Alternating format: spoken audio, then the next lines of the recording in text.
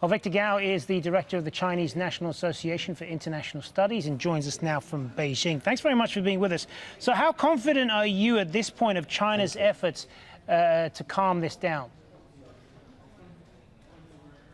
Well, first of all, the tension is rising dangerously on the Korean Peninsula with the United States, including its President Donald Trump and the regime in DPRK publicly engaged in this tirade, shouting about war against each other. This is very dangerous and this needs to calm down.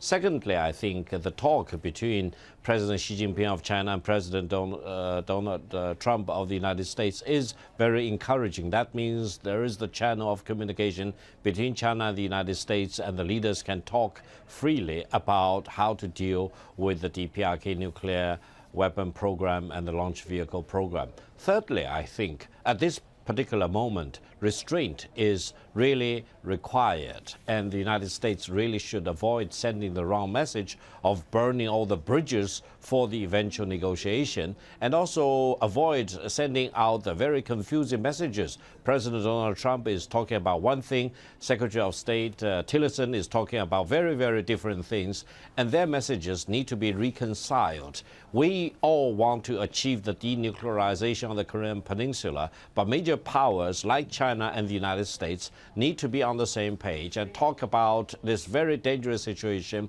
more or less in the same tone, because otherwise you really will have a situation where DPRK will go further and further in the direction of nuclearization and militarization of the warhead. Well, let's talk a little bit more about being on the same page, as you say. If the U.S. were to attack North Korea first, China would defend North Korea. If North Korea were to strike the United States first, China would remain neutral. In neither of those two scenarios does China support the U.S. What are we to make of that and the perception of China as an honest broker in all of this?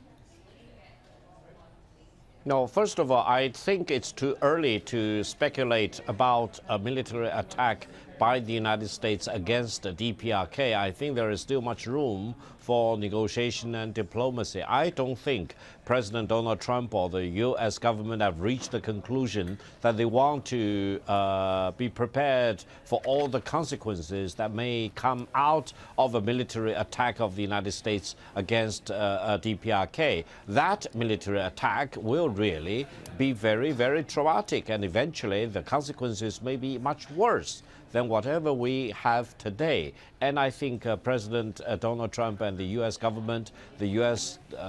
military really need to think twice before they go into that very dangerous direction. Secondly, I think we all need to continue to work with DPRK, continue to put the pressure on DPRK, and try eventually to convince it out of this nuclear weapon program, because for DPRK to have the nuclear program is the wrong thing, and we need to stop them from doing the wrong thing again and again. I'm personally confident that if all the countries, especially China and the United States, do the right thing, we can achieve that goal eventually. Victor Gao, we are unfortunately out of time. Good to get your thoughts on this. Thanks very much for being with us.